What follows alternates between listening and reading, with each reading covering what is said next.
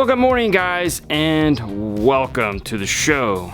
Today we're going to take a look at this striking black box with this silver logo on it. Ooh. It could be one of two things. It could be a speaker or it could be an amplifier. Let's roll the intro and we'll find out.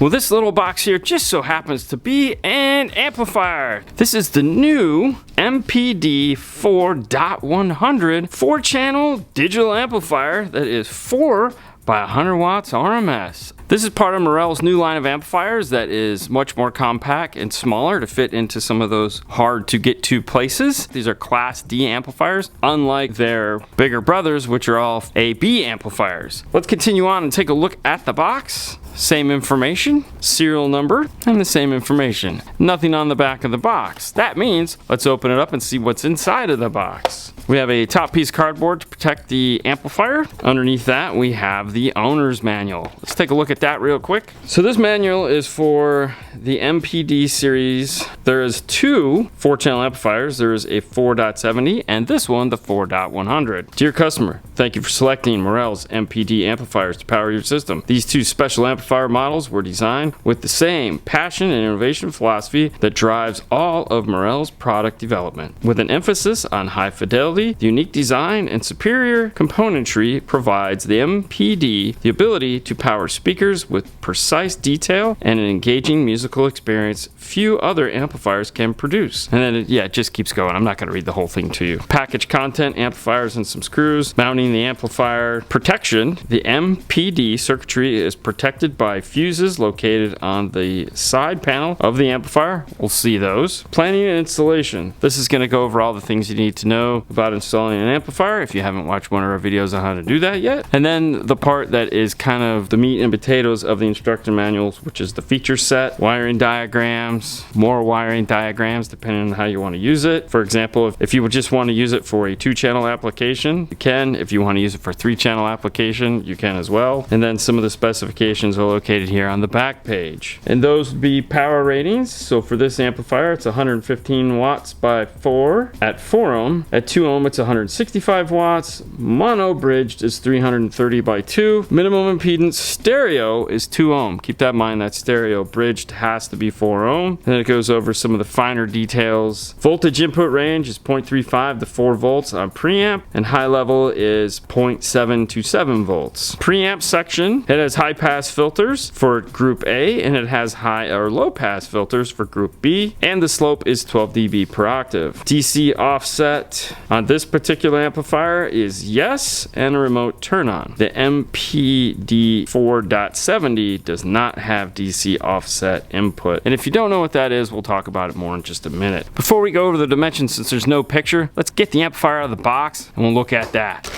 Comes wrapped in a bag. Slide it out, and here we go.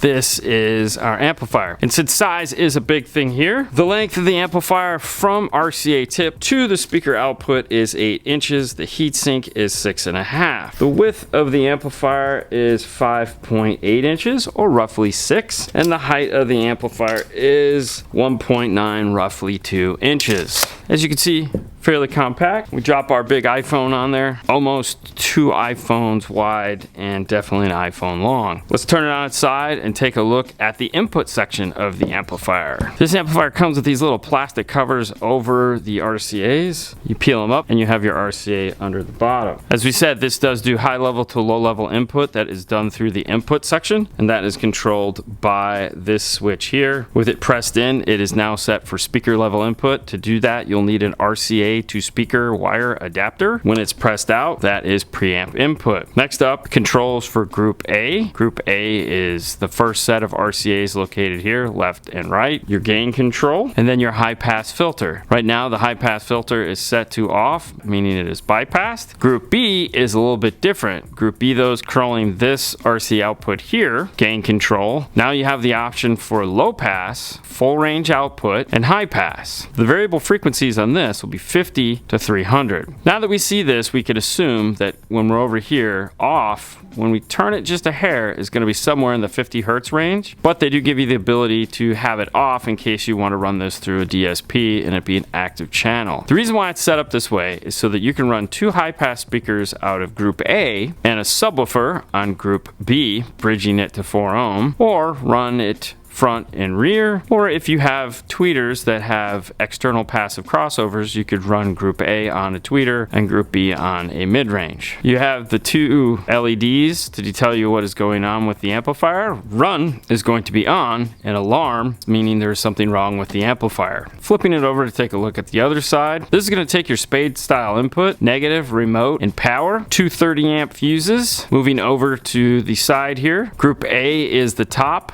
group B is the bottom, positive, negative, positive, negative. If you're going to bridge them, you're going to be running the positive left and the negative right. You can still bridge channel A if you want, making this a 2-channel amplifier. Just keep in mind it is going to be high pass or off. Now that we've taken a look at all the features built into the side of the amplifier, there's one feature we didn't talk about, which is the DC offset or remote turn on. DC offset, if you're going to be using this high level only, when you push in this high level switch, it is going to be looking for a 6-volt DC coming over the AC signal wire into the amplifier. Most applications are going to have this. It is always there. It is nothing to freak out about. If you're going to be running it standard RCA input, then make sure you hook up the remote turn on over here. The reason why I have it flipped over is because we want to pop the top and see what's inside of this bad boy. This amplifier has 4 Torx screws holding it together. I do not recommend removing the bottom of the amplifier. There is a warranty void sticker right here. That is why we are doing this for you. This is on loan to us from Morel, so we can do this without getting in trouble. And here we have it,